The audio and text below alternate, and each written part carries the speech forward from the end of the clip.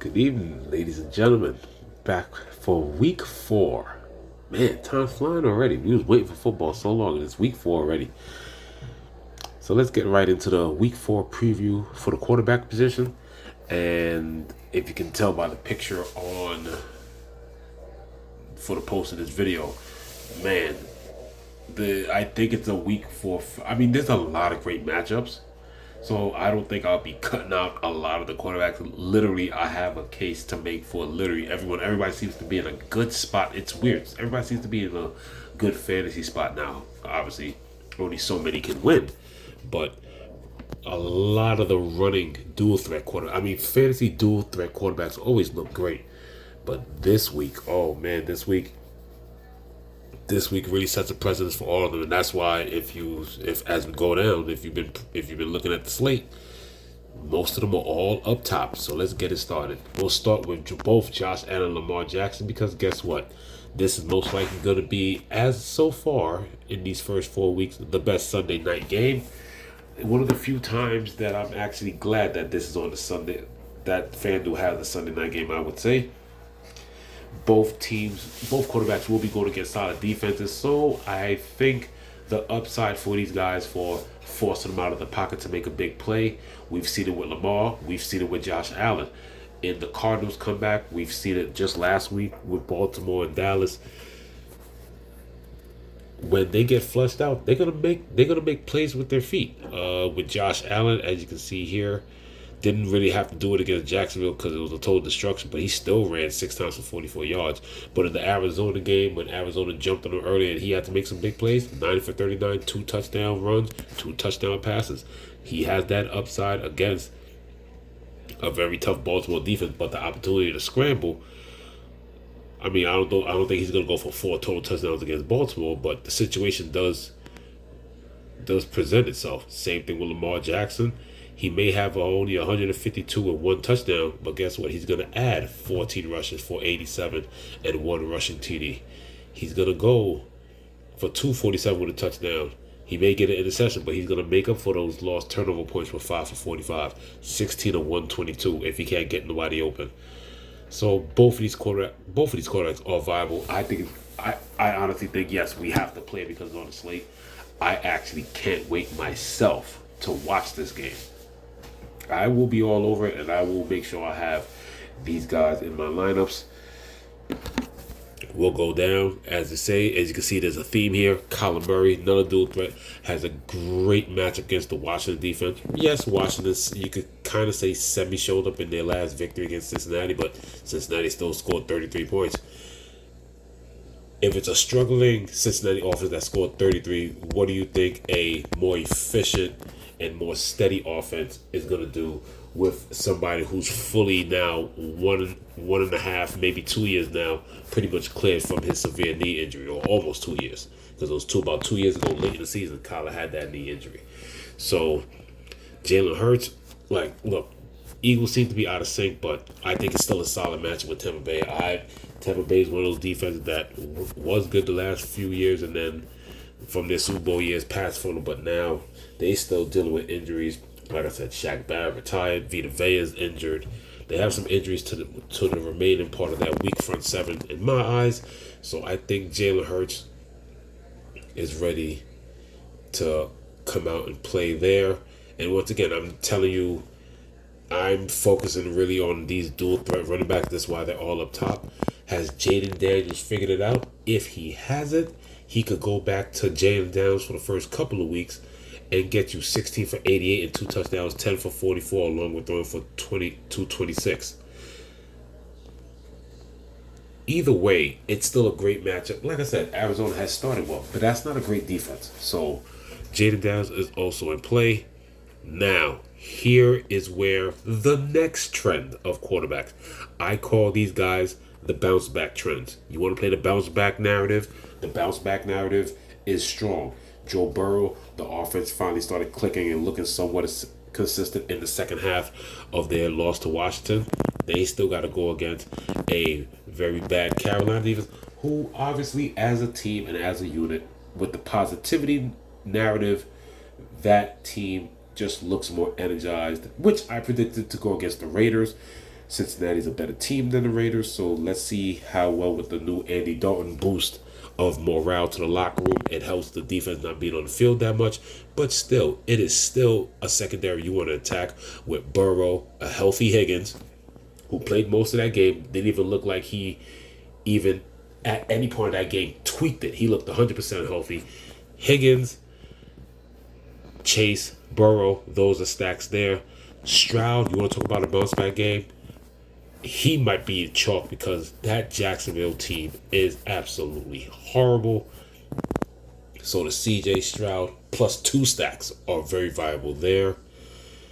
Brock Purdy, don't worry about that Q tag with the back. He took some hits in that game, sore back. I'm pretty sure he'll be light on practice, might even sit out practice.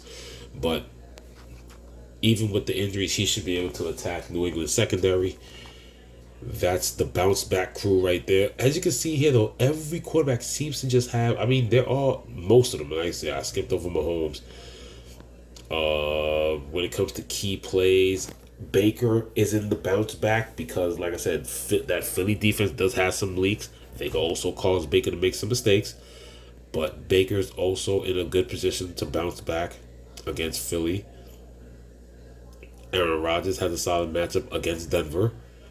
Sam Darnold, nice matchup against Green Bay. Obviously, I'm more into the narrative of Aaron Jones going back home to Green Bay, but Sam Darnold has been playing well. Justin Jefferson, Jalen Naylor stacks. Still no TJ Hawkinson back, but Minnesota's looking good.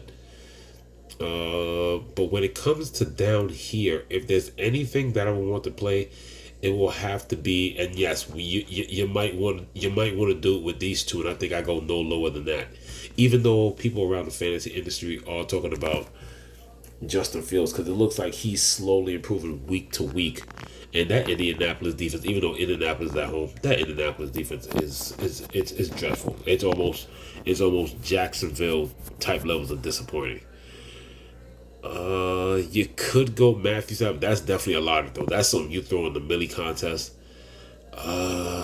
He's burned me too much already. I don't think I could touch Minshew. He'll have to show me a couple of consistent, decent weeks of at least 15 or 17 points with either one or no interception, something like that. But I think I do like Deshaun against Las Vegas. Like I said, that defense isn't that good either. And Andy Dalton against a very shaky Cincinnati defense.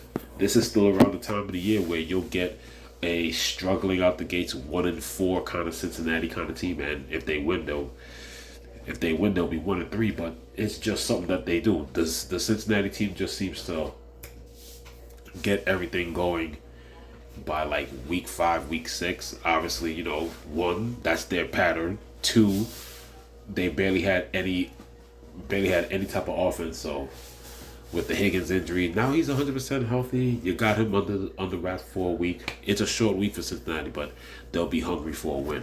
With this week, I really do like I said, I think the main thing to focus on, the top plays are all these running. It is like that every week, but this week really. I mean, look, they're not spread out. Like, we're at this point where we know who the top fantasy performers are, with the exception of a mobile Mahomes. You got Jaden Daniels there, and then right there you got Burrow holding it down to 8,000. But if you made me, and then you, like I said, you got a couple of people that's on the bounce back narrative. I gave you the running quarterback narrative. I gave you the bounce back narrative. But if you made me pick my top 3 plays for this week, and like I said, I will take chances. I don't know what FanDuel's doing. The 25 max is not posted, but they got the 20 max. You know me, I'm a 20 to 25 max player. Sometimes I'll play both. But this time they already got the 20 max, so that's it. So I will be taking chances with a couple of lineups, maybe each of these guys. But if you made me pick my top 3, man, that Buffalo-Baltimore game is going to be great. But my top 3, yes, it will definitely be Kyler. It will be Kyler, CJ Stroud. Even though I am, throwing a lot of love and attention to the running quarterbacks, I'm still throwing Stroud in there. He doesn't use his legs at all. It will be Kyler, Stroud, and I guess coin flip 3A, 3B, Josh Allen and Lamar Jackson. I'll go with those guys there. I'll definitely go with those guys there. Uh, with the fantasy upside, I think Jalen Hurts, with his ability to scramble, I don't think he's going to need to scramble that much. I really don't think Tampa Bay is going to be able to put that kind of pressure on him. He might be able to move out the pocket, scramble here and there, but I think giving it to Saquon. And then we also got to see the health of his guys. We also got to see that, but if he doesn't go in there with none of his wide receivers, both Devontae Smith and AJ Brown are both still out, then he's gonna have to do a little bit more with his legs, besides throwing it to his backups, and obviously Dallas Goedert gets a boost. So I guess no, I'll put Jalen Hurts third. Sucks that I don't have Josh Allen Lamar in my three because Josh Allen one of my favorite players. But when it comes to the actual situation, because Josh Allen and Lamar all going against some tough defenses, they might be able to spy on these guys, maybe limit the big runs. I don't know. I definitely see that game. It could score a lot, but both of those defenses can slow each other down. I wouldn't be surprised if that ends up like a very tight 23-20 kind of game. But when it comes to just fantasy points and upside, yes, I like Stroud. The Stroud stacks. Jacksonville's so bad. I think you need to literally. I don't think you should shorten yourself and just skinny stack and like, okay, I'm gonna go Nico Collins. No. I think you should do things like go get a little contrarian. It's a juicy matchup, but since he hasn't played that well, people who double stack are most likely gonna go Nico and Diggs. You know what you might want to do? Go with the original Houston crew. Go with Nico and then Tank Dell, or leave Nico Collins and go Diggs. Since Diggs works the slot, Nico's mainly the outside big play, and Tank Dell can also work the slot. Maybe you working with those two. Just think of some things that you can. That's my advice with Stroud. Jalen Hurts with his feet, Kyler Murray. Just like I said, I understand Washington's getting it together, but it's still Washington defense. But anyway, I hope you like this episode for the QB preview week 4 on FanDuel. Good luck this week. It seems like FanDuel has all their contests up. Me, I will be, once again, I'll be in the 20 max. I'll be in the 20 max. I will also be playing for some hockey satellites. Hockey opens up in 2 weeks. And I'll be trying to attack some more World Fan Championships for that big tournament in December. Other than that, good luck this weekend to whatever contest you're prepping for. Oh, and once again, if you would like to join my league, now the league already opened up, so you can't join this week. But if you would like to join my league, please leave your FanDuel name in the comment section below. Would love to bring in some new people. Pretty much got most of my normals. Some people were sent invites. I think I got 1 or 2 people that didn't join, so league's a little shorter than usual. But like I said, it's still a fun league. It's at $10 per week. Winner or first place takes the whole pot. After with your private games, FanDuel takes their cut. There you go. So that's the end of this episode. QB preview is done. I'll be doing homework on what I would want to talk about with the running backs, wide receivers, tight ends, and defenses. Not as crazy with the injury news. So I'll probably be going back to my original way of doing the slate: quarterback, running back.